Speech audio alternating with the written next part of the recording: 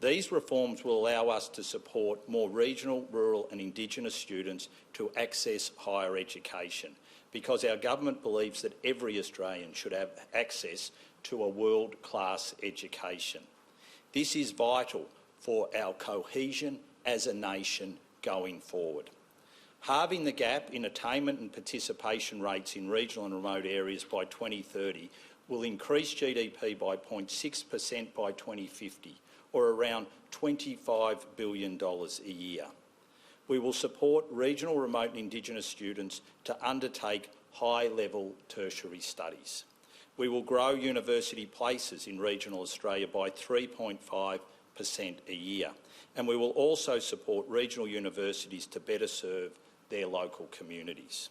We will introduce a new tertiary access payment of $5,000 to support students from outer regional, remote and very remote areas who relocate to study a certificate for or higher degree for at least 1 year.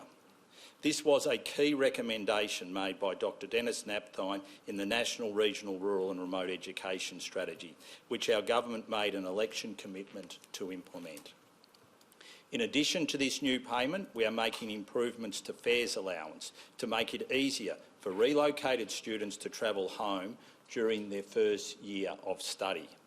Our government will also establish a new fund to provide $500 million a year to universities for programs that support Indigenous, regional and low SES students to get into university and to graduate.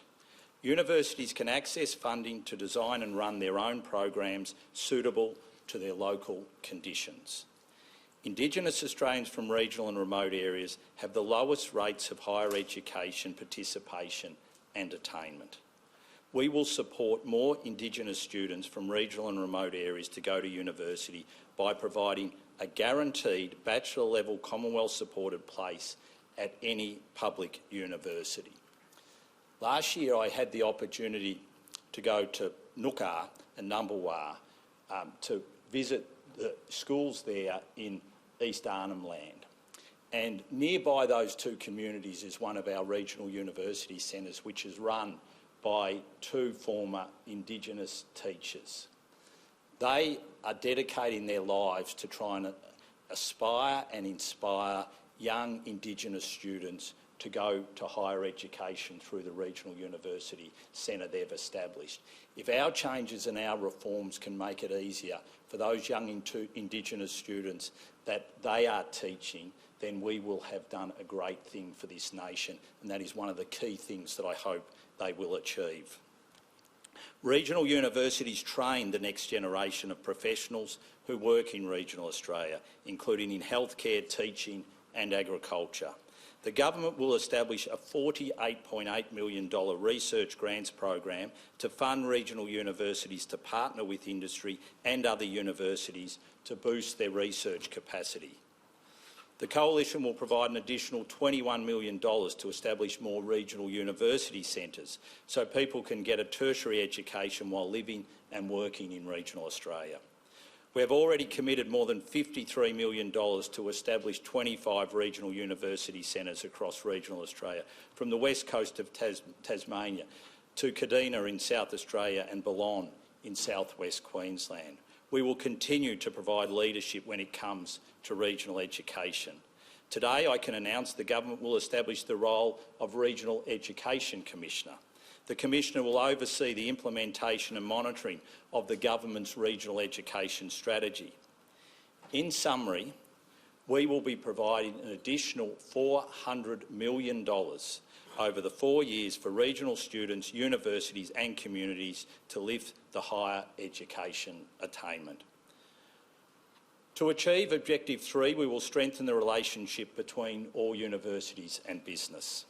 We are encouraging universities and industry to work together.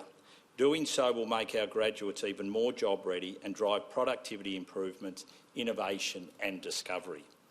Our government has funded 4 projects that bring together universities and business on research, innovation and workforce preparation.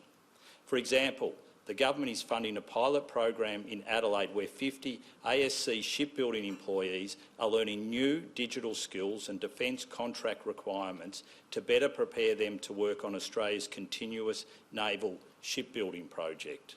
The pilot is focusing on work-integrated learning to upskill employees in engineering tools and systems relevant to the new digital shipyard. Today, I can announce the Coalition Government will provide a further $900 million to establish the National Priorities and Industry Linkage Fund, with a strong focus on investment in STEM industries to support universities to produce job-ready graduates for their local industries and communities. Similar to the co-creation of the performance-based funding model, we will work with representatives from the sector to develop performance metrics for this fund, such as increasing the number of internships and practicums, increasing the number of STEM graduates and improving their employment outcomes, and rewarding formal research partnerships with industries and advanced apprenticeships.